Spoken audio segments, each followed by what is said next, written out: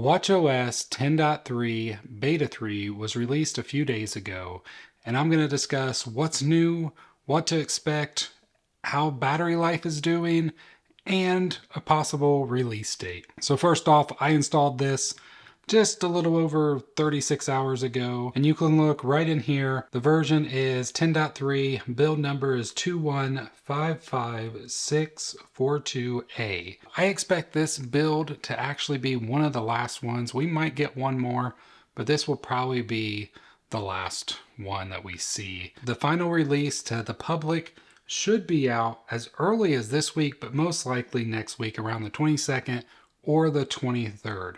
But what kind of changes are you expecting with watchOS? I've been using it for multiple weeks throughout the beta process. This beta was originally released right around Christmas time, and there is really nothing new. In the last update before this one, we did get the ability to swipe our watch faces again, which has been great.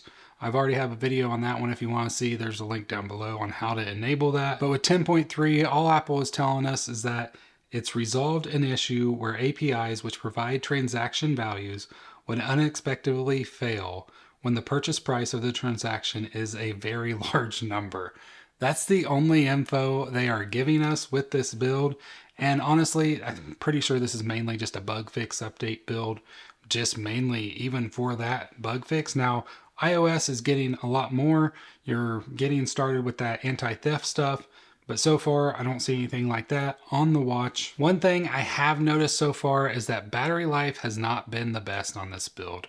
I ran it from 5 o'clock the other day until 5 o'clock this morning, 36 hours. And at that point, I was at 3%. Now, I know a lot of you get multiple days, 3, 4, even some of you.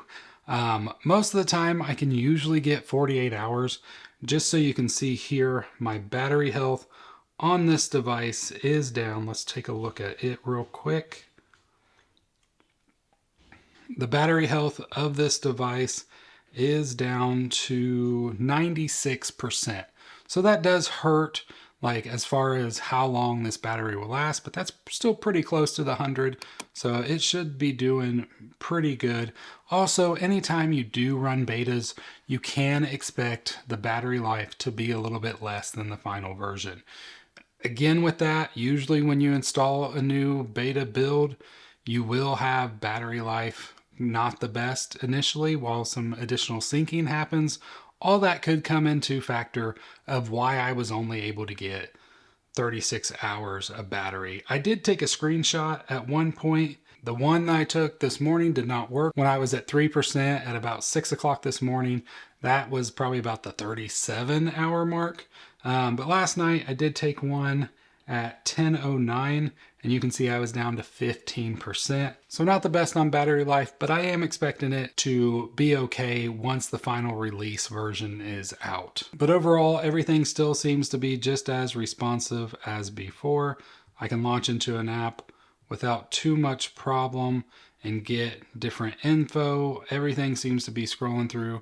This is Ultra 1. This is not the Ultra 2. One of the things that I'm still hoping that they eventually fix is the animation on Apple Pay. So when you double tap the side button, you see the control center first. And I really hope that they get that animation a little better. That time it wasn't too bad, but a lot of times it kind of freezes up before it finally gets to the Apple Pay icon, which is just ugly and annoying for me. But other than that, everything has basically stayed the same. You still have widget support right in there. I had somebody report that the workout widget displayed differently, so I added it and it's working the same for me on both. If you do happen to see any minor or major differences, please leave a comment down below and let us all know. But as I stated, this should be coming out the week of February 22nd. And other than the battery, which I expect that's just a little one-off issue, everything seems great. So I would highly recommend just staying updated and getting this update when it does come out. Hope you have a great one. God bless.